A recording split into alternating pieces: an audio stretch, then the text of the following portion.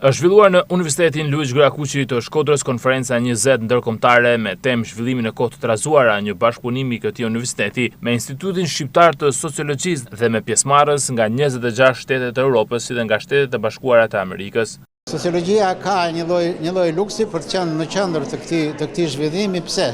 Sepse mat me instrumentat e veta cilësinë e jetës njerëzve. Mbi këtë bazë pastaj ndërtohet e gjithë godina për cilën punojnë gjitha institucionet e shoqërisë. Kjo është. Por desha të them që është edhe 20 vjetore, është jubilare. Gjithmonë zhvillohet Shqipëri, Kosovë, Maqedoni. Për shembull, vjet është zhvilluar në Prishtinë, si vjet në Shkodër, vitin e ardhshëm do zhvillohet në Gjakov, pastaj do rikthehet në Tiranë, do shkojë në Pej e me radhë, gjithmonë si një konferencë qarkulluese. Ndërsa Brisena Kupliku, drejtoresha e kërkimit shkencor dhe e projekteve, theksoi se kjo konferencë është me rëndësi të veçantë për Universitetin e Shkodrës.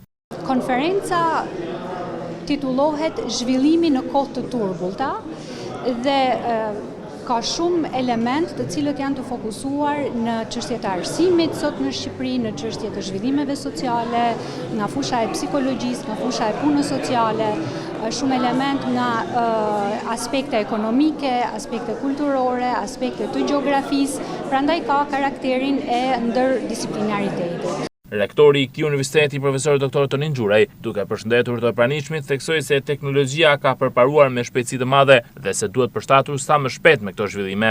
Teknologjia dhe inovacioni kanë shumë avantazhe, por shkaktojnë krizë dhe pasiguri, sipas meje. Dhe mendoj se shkenca sociale dhe humane janë në krizë në rrallë të parë prej teknologjisë, por nga ana tjetër duket sikur jemi në paradoks, pasi reformimi i ofertës akademike kërkon teknologjizimin e shkencave sociale dhe humane.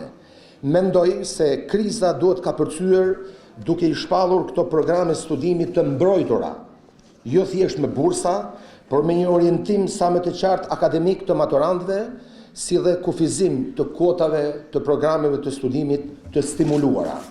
Sa sipër, ne duhet të bëjmë presion mbi Ministrinë e Arsimit, Qeverinë shqiptare, për të zhvilluar projektin e programeve të mbrojtura ndryshe nga programet e stimuluara.